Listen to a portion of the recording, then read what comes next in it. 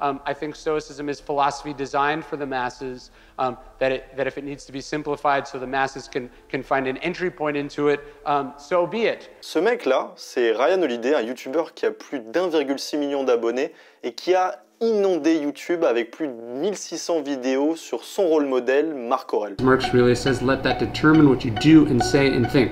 Life is short. Do everything as if it was the thought or action of a dying person, Marcus says. Quand il prononce ces mots, il est l'invité d'honneur de la Stoicon, le rendez-vous annuel des stoïciens aux États-Unis, et il répond à la question de quelqu'un dans l'audience qui lui demande si le stoïcisme n'est pas en train de devenir une simple tendance internet. I think there's a long way to go, and I think we've only captured maybe a very small percentage of the potential market of people who have problems. Cette réponse, elle a vraiment choqué parce que Ryan Holiday, c'est le plus grand promoteur du stoïcisme sur Internet. Il est en train de dire sans pression, devant des fans de Marc Aurèle, qu'en fait la philosophie c'est un marché comme les autres et que pour le conquérir, on peut lui faire dire un peu ce qu'on veut et on va voir plus loin, souvent n'importe quoi. It's called self-discipline for a reason, meaning it's about you. Il est dénoncé par les organisateurs de l'événement qui sont eux de vrais spécialistes de philosophie et malgré ça, Ryan Holiday continue d'exploser les ventes. Il devient New York Times best-seller, il convertit partout des milliers d'adeptes à une philosophie qu'il a transformée en idéologie grâce à une seule idée, relire les pensées de Marc Aurèle. Donc comment est-ce que ce livre, que certains des plus grands historiens appellent l'évangile éternel, c'est pour dire, a-t-il pu si facilement et si massivement été transformé en philosophie de bas étage? Et surtout, quels sont les pièges dans lesquels les amateurs sont tombés dans leur lecture des pensées et comment est-ce que les vrais spécialistes de Marc Aurèle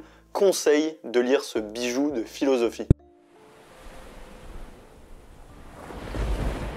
Bon, comme moi, vous avez certainement déjà scrollé sur YouTube et vu passer ce genre de vidéos qui se font les ventriloques des principes de Marc Aurèle. Ils nous font bien comprendre que pour être un vrai stoïcien, la première chose à faire, c'est contenir ses émotions et surtout ne pas y céder. Le problème, c'est que d'abord, quand on s'intéresse à la vie de Marc Aurèle, une des premières choses qu'on apprend, c'est que c'était un addict. L'empereur philosophe buvait du vin à l'opium plusieurs fois par jour parce qu'il souffrait de douleurs tellement fortes au torse et à l'estomac qu'il n'arrivait simplement pas à les supporter. Et même si l'opium était un médicament commun à cette époque, c'est assez contre-intuitif pour un stoïcien qu'on placarde partout comme étant une personne qui ne cède jamais à la douleur. Mais le parallèle est tout aussi intéressant sur la figure surhumaine que ces vidéos font de Marc Aurèle. Vous allez découvrir pourquoi l'homme qui possédait littéralement le monde entier dormait par terre.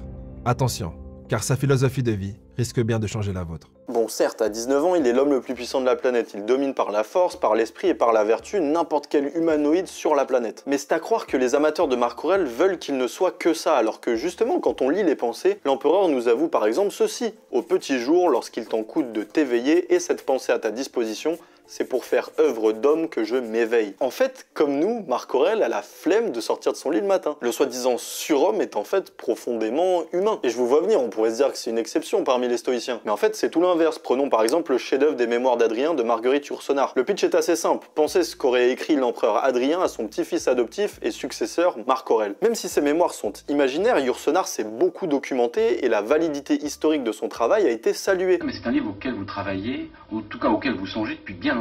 J'avais commencé à 19 ans. Adrien était souvent malade et fatigué de devoir se lever le matin pour conquérir de nouvelles terres pour la gloire de l'Empire romain. En fait, le stoïcisme n'a jamais prôné ce genre de principe un peu à la YouTube, même dans les plus grands classiques de ce mouvement. Donc comment tant de personnes ont pu voir dans les pensées de Marc Aurèle une ode à la rigueur froide, alors qu'elles sont justement écrites par une personne si humaine et si vulnérable? Live while you can, seize the day. Those are 3 great lessons from Stoic philosophy you can apply right now.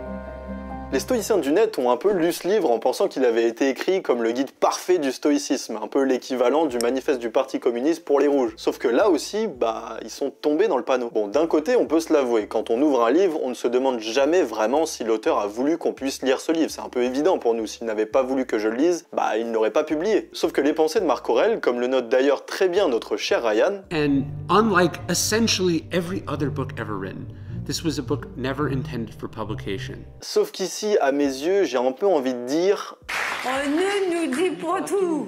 Bon, pour ceux qui me suivent depuis un peu de temps, vous l'avez vu dans pas mal de mes vidéos, mais je tiens un journal de bord de mes lectures. Que je sois en voyage, en cours ou sur mon bureau, dès que je lis un livre, j'y note mes pensées un peu farfelues, je fais des schémas un peu bizarres, je me la joue Gilles Deleuze à essayer de créer des concepts, bref, je médite. Mais comme je sais ce que c'est que prendre des notes que je garde volontairement pour moi-même, quand j'ai ouvert les pensées, j'ai tout de suite remarqué que ce journal n'était pas du tout destiné à être lu par d'autres. Marc Aurèle n'utilisait pas du tout ce journal pour se dire comment il se comportait au quotidien, un peu comme on pourrait le faire en suivant les exemples des carnets de Saint-Exupéry. L'empereur romain décrivait comment il devrait se comporter, et même si ça n'a pas l'air de grand chose dit comme ça, et ben ça change complètement la manière dont il va justement écrire. Mettons que vous partiez en Thaïlande pour devenir champion de boxe thaï et que vous décidiez de tenir un journal de bord de ce parcours initiatique. Peut-être que vous allez commencer par détailler les 500 coups de pied que vous allez mettre dans des troncs d'arbres, que vous allez écrire des trucs comme au 237e, j'aurais dû frapper de manière horizontale et pas verticale avec mon tibia. Mais écrire à ce niveau de détail jour après jour, en fait, vous n'en tirez rien et votre journal de bord ne sera jamais publié en cachette pour devenir un chef-d'œuvre mondial d'initiation à la boxe. Par contre, si vous écriviez des principes comme mes coups de pied doivent honnir la verticalité et honorer l'horizontalité, là, vous avez toutes vos chances. Et c'est ce qui nous frappe tous quand on lit ce livre. Il est écrit tellement simplement qu'il en devient plus facile à lire que Le Petit Prince de Saint-Exupéry. Et on n'est pas les seuls, hein. Tout au long des 2000 années qui nous séparent de Marc Aurèle, Frédéric II, Goethe, tous les plus grands penseurs et des millions de personnes comme vous et moi pouvons nous plonger dans ses pensées comme si elles venaient d'un stoïcien du 21e siècle. Cette simplicité d'écriture, c'est une énigme pour tout le monde. This guy was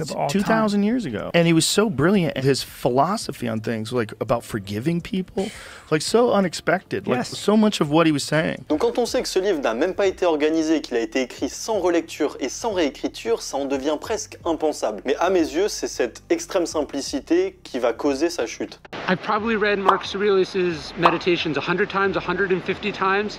Here are 3 quotes off the top of my head that I think about on a daily basis that you should never forget. Je vous l'ai dit, pour moi, le stoïcisme, c'est une philosophie que YouTube a transformée en idéologie. Les pensées sont devenues un livre dans lequel la communauté de développement personnel a pioché par-ci par-là des phrases de Marc Aurèle pour en créer des slogans complètement déconnectés de leur signification initiale. Et le résultat de cette mauvaise lecture du livre, c'est que le stoïcisme est devenu ce qu'on appelle une pop philosophie. En gros, un produit dérivé de la philo, pire que le papier toilette aux couleurs de l'équipe de France pour la Coupe du Monde 2010. D'un côté, la philosophie veut atteindre la vérité, là où la pop philosophie veut à la fois être lue par le plus grand nombre de personnes possible et surtout les impressionner pour vendre au plus grand nombre de personnes possible. Et on est d'accord, en tant que lecteur, je sais qu'il y a du marketing autour de ça et que c'est très important pour vendre ce genre de livre. Ryan Holiday, c'est lui-même un professionnel en la matière et il se vante d'être un excellent vendeur de philosophie parce qu'il maîtrise le marketing mieux que tous les autres philosophes. Avant de faire cette vidéo, j'étais d'avis que la pop philosophie pouvait être une bonne introduction à la philosophie. Puis après, pendant mes recherches, je suis tombé sur ça. 3 chercheurs américains ont démontré que sur plus de 1500 pratiquants de ce pseudo-stoïcisme, la plupart étaient en réalité moins heureux parce qu'ils n'appliquaient pas les vrais principes stoïciens. Mais non seulement ils sont moins heureux, mais ils deviennent plus taciturnes et disent vouloir cacher leurs émotions. What if we wanted to use the teachings of Stoicism to rob any semblance of happiness from our lives? C'est vraiment là que j'ai compris le danger d'une mauvaise lecture des pensées de Marc Aurèle et de manière plus générale, j'ai envie de dire, d'écouter des personnes qui ont lu Marc Aurèle simplement pour en tirer profit. Ça détruit à la fois des vies et ça salit la philosophie, donc 2 manières pour moi ou 2 raisons pour moi de m'énerver et de poser la question comment donc bien lire les pensées de Marc Aurèle. Ça fait maintenant 4 fois que j'ai relu les pensées de Marc Aurèle sur les 10 dernières années et je pense que je peux le dire, c'est un livre à relire plus qu'à lire. En gros, quel que soit le moment où vous le lirez, vous y trouverez des leçons d'une richesse inimaginable. Le problème, c'est qu'il y a 2 risques à ça. D'abord, surligner chaque principe qui vous semble intéressant à la première lecture. Avec les pensées, si vous faites ça, il vous faudra bloquer une usine entière de Stabilo Boss pour vous tout seul, tellement tout peut être annoté. Mais le deuxième risque, peut-être plus dangereux, c'est de ne pas avoir en tête que certains passages ne vous intéresseront pas à votre première lecture, alors même qu'ils pourront devenir le slogan de votre vie 2 ans plus tard. Donc la première fois que vous le lisez, le livre étant très court, il se prête à merveille à une lecture rapide à environ 500 mots minute. Pour faire ça, rien de mieux que de cliquer sur le lien que je vous ai mis en commentaire et je vous enverrai dans la minute mon mini cours gratuit sur les techniques permettant de lire plus vite sans perdre en compréhension évidemment. Grâce à ce cours, vous pourrez lire les pensées de Marc Aurèle d'une traite en 2 heures sans manquer aucun détail. Mais bon, après cette première lecture, plutôt que le reposer et méditer sur les punchlines que vous aurez lus, gardez-le près de vous sur un coin d'étagère ou près de votre statue préférée et c'est justement là que vient mon dernier conseil, à savoir le fait de faire une lecture croisée. La lecture croisée, c'est une technique que j'ai développée pour lire 2 ouvrages en même temps de telle manière à ce qu'ils dialoguent entre eux. Dans le cas des pensées de Marc Aurèle, le binôme parfait, c'est La citadelle intérieure de Pierre Hadot.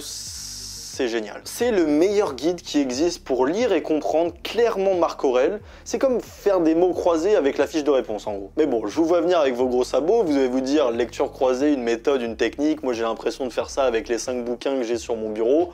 Je vois pas du tout en quoi c'est une méthode. En fait non, la lecture croisée c'est comme si vous jouiez aux échecs et qu'à chaque coup bizarre que votre adversaire vous fait, vous allez demander à un génie des échecs de vous le décrypter et mettre à nu la stratégie de votre adversaire. Que ce soit à travers mes cours ou en discutant avec vous sur YouTube, je me rends compte que trop de lecteurs baissent un peu les bras quand ils se lancent dans un classique de la philosophie réputé hyper facile à lire par des néophytes du net, alors que eux-mêmes ne l'ont très souvent soit pas lu, soit pas vraiment compris. Et en fait, c'est précisément pour ça que mon avis personnel n'est pas tendre avec la pop philosophie. Même si j'aime voir davantage de personnes connaître de grands courants philosophiques, j'ai l'impression que ça leur donne une mauvaise vision de ce qu'elle est réellement. Que ce soit sur le stoïcisme, le nihilisme ou n'importe quel autre mouvement philosophique, à mes yeux, la philosophie c'est une gymnastique de l'esprit qui se travaille et pas seulement des slogans qui devraient dicter notre quotidien. Donc mon dernier conseil pour trouver un petit peu son chemin à travers les pensées ou dans les pensées de Marc Aurèle, j'ai envie de vous dire, faites comme moi, trouvez un bon guide.